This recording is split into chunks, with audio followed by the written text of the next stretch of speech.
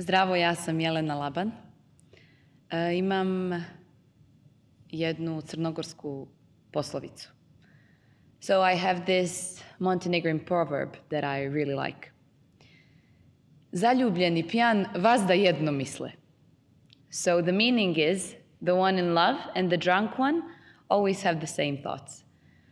Zašto mi je to bilo interesantno? Zbog toga što kad se zaljubimo i kad malo poletimo, kad malo se uzdignemo od svojih realnih, racionalnih razmišljanja, malo odemo čak predaleko možda u neke dijelove ljubomore, a i u neke pozitivnije dijelove kao što su povećana osjećanja i slično, tako da slični smo pijancima. So yeah, I mean, when we're in love, we go very far with our feelings, with our thoughts. Sometimes we get too much jealous, sometimes we love too much, but yeah, we're like drunk people. Yeah, that's love.